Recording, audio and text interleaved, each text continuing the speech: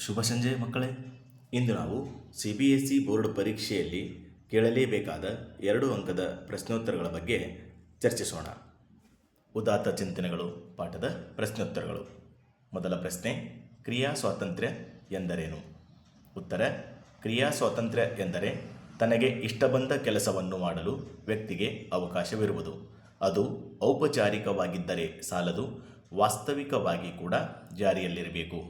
ಇಲ್ಲಿ ಔಪಚಾರಿಕವಾಗಿದ್ದರೆ ಸಾಲದು ಅಂತ ಇದೆಯಲ್ಲ, ಹಾಗಂದರೆ ಕೇವಲ ಹೇಳಿಕೆ ಆದರೆ ಸಾಲದು ಅಥವಾ ಕೇವಲ ನಿಯಮಗಳಿದ್ದರೆ ಸಾಲದು, ಅದು ವಾಸ್ತವಿಕವಾಗಿ ಅಂದರೆ ನೈಜ ರೂಪದಲ್ಲಿ ಜಾರಿಗೆ ಬರಬೇಕು ಎಂಬರ್ಥ ಹೇಳುತ್ತದೆ. ಹಾಗಾದರೆ ಇನ್ನೊಮ್ಮೆ, ಕ್ರಿಯಾ ಸ್ವಾತಂತ್ರ್ಯ ಎಂದರೇನು? ಕ್ರಿಯಾ ಸ್ವಾತಂತ್ರ್ಯ ಎಂದರೆ ತನಗೆ ಇಷ್ಟ ಬಂದ ಕೆಲಸವನ್ನು ಮಾಡಲು ವ್ಯಕ್ತಿಗೆ ಅವಕಾಶವಿರುವುದು. ಅದು ಔಪಚಾರಿಕವಾಗಿದ್ದರೆ ಸಾಲದು, ವಾಸ್ತವಿಕವಾಗಿ ಕೂಡ ಜಾರಿಯಲ್ಲಿರಬೇಕು. ಮುಂದಿನ ಪ್ರಶ್ನೆ, ರಾಜಕೀಯ ಸ್ವಾತಂತ್ರ್ಯದ ಮಹತ್ವವೇನು? ಉತ್ತರ: ರಾಜಕೀಯ ಸ್ವಾತಂತ್ರ್ಯದ ಮಹತ್ವವನ್ನು ಈ ಅಂಶಗಳಿಂದ ತಿಳಿದುಕೊಳ್ಳಬಹುದು. ವ್ಯಕ್ತಿಗೆ ಶಾಸನಗಳನ್ನು ರಚಿಸುವುದರಲ್ಲಿ, ಸರ್ಕಾರಗಳ ಸ್ಥಾಪನೆ ವಿಸರ್ಜನೆಗಳಲ್ಲಿ ಹಕ್ಕನ್ನು ನೀಡುವುದು. ಎರಡನೇದು, ಜನರಿಗೆ ಜೀವನ, ಸ್ವಾತಂತ್ರ್ಯ, ಸಂತೋಷಗಳನ್ನು ಒದಗಿಸುವ ಹಕ್ಕನ್ನು ನೀಡುವುದು. ಇವು ರಾಜಕೀಯ ಸ್ವಾತಂತ್ರ್ಯದ ಮಹತ್ವದ ಅಂಶಗಳಾಗಿವೆ. ಪ್ರಶ್ನೆ 3, ಅಂದವಾದ ಬರವಣಿಗೆಯ ಬಗ್ಗೆ ಗಾಂಧೀಜಿಯ ಅಭಿಪ್ರಾಯವೇನು? ಉತ್ತರ: ಅಂದವಾದ ಬರವಣಿಗೆಯು ಉತ್ತಮ ಶಿಕ್ಷಣದ ಅಂಶ.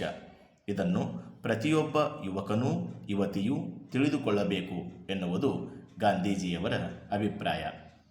ಮುಂದಿನ ಪ್ರಶ್ನೆಗೆ ಹೋಗೋಣ. ಅಂಟು ದಿಸ್ ಲಾಸ್ಟ್ ಕೃತಿ ಗಾಂಧೀಜಿಯವರ ಮೇಲೆ ಯಾವ ಪರಿಣಾಮ ಬೀರಿತು? ಈ ಕೃತಿಯು ಗಾಂಧೀಜಿಯವರ ಮನಸ್ಸನ್ನು ಸೆರೆ ಹಿಡಿಯಿತು.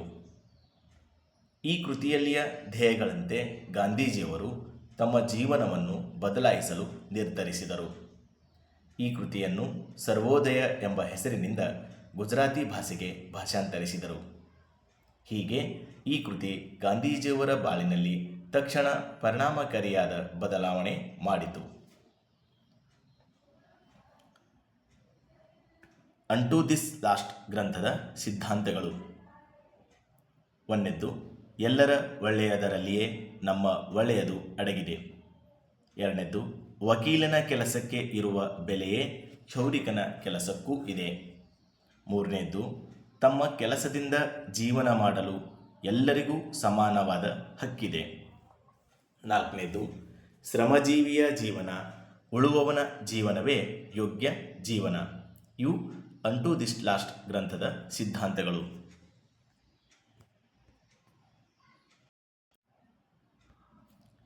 ವಿವೇಕಾನಂದರ ದೃಷ್ಟಿಯಲ್ಲಿ ದೇಶದ ಪ್ರಗತಿ ಸ್ಥಿರವಾಗುವುದು ಯಾವಾಗ? ಉತ್ತರ: ಸಂಸ್ಕೃತಿ ಮಾತ್ರ ಆಘಾತವನ್ನು ಸಹಿಸಬಲ್ಲದು. ಕೇವಲ ಜ್ಞಾನರಾಶಿಗೆ ಅದನ್ನು ಎದುರಿಸುವ ಶಕ್ತಿ ಇಲ್ಲ. ಅದಕ್ಕಾಗಿ ದೇಶದ ಜನರಿಗೆ ಸಂಸ್ಕೃತಿಯನ್ನು ನೀಡಿದಾಗ ಮಾತ್ರ ದೇಶದ ಪ್ರಗತಿ ಸಾಧ್ಯ ಎಂಬುದು ವಿವೇಕಾನಂದರ ನಿಲುವು. ಇನ್ನೊಮ್ಮೆ ಉತ್ತರವನ್ನು ನೋಡಿಕೊಂಡು ಬರೋಣ. ಪ್ರಶ್ನೆ, ವಿವೇಕಾನಂದರ ದೃಷ್ಟಿಯಲ್ಲಿ ದೇಶದ ಪ್ರಗತಿ ಸ್ಥಿರವಾಗುವುದು ಯಾವಾಗ? ಉತ್ತರ: ಸಂಸ್ಕೃತಿ ಮಾತ್ರ ಆಘಾತವನ್ನು ಸಹಿಸಬಲ್ಲದು. ಕೇವಲ ಜ್ಞಾನರಾಶಿಗೆ ಅದನ್ನು ಎದುರಿಸುವ ಶಕ್ತಿ ಇಲ್ಲ. ಅದಕ್ಕಾಗಿ ದೇಶದ ಜನರಿಗೆ ಸಂಸ್ಕೃತಿಯನ್ನು ನೀಡಿದಾಗ ಮಾತ್ರ ದೇಶದ ಪ್ರಗತಿ ಸಾಧ್ಯ ಎಂಬುದು ವಿವೇಕಾನಂದರ ನಿಲುವು. ಮುಂದಿನ ಪ್ರಶ್ನೆಯನ್ನು ನೋಡೋಣ. ಬಾಳಿನಲ್ಲಿ ತೃಪ್ತಿ ದೊರಕಬೇಕಾದರೆ ಏನು ಮಾಡಬೇಕೆಂಬುದು ವಿವೇಕಾನಂದರ ಅಭಿಪ್ರಾಯ. ಪ್ರಶ್ನೆ ಇನ್ನೊಮ್ಮೆ ನೋಡಿ. ಬಾಳಿನಲ್ಲಿ ತೃಪ್ತಿ ದೊರಕಬೇಕಾದರೆ ಏನು ಮಾಡಬೇಕು ಎಂಬುದು ವಿವೇಕಾನಂದರ ಅಭಿಪ್ರಾಯ.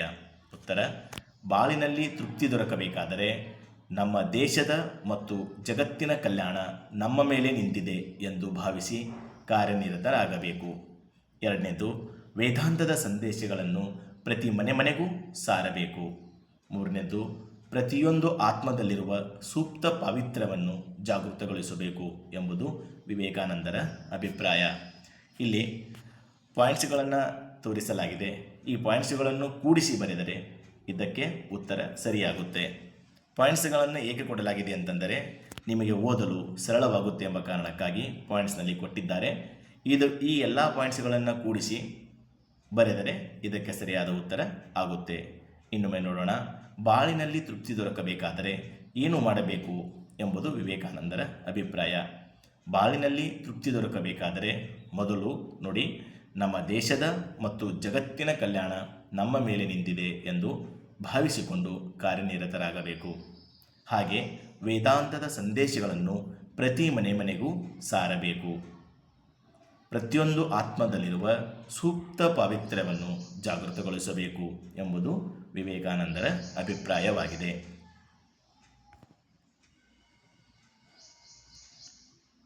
ಧನ್ಯವಾದಗಳು.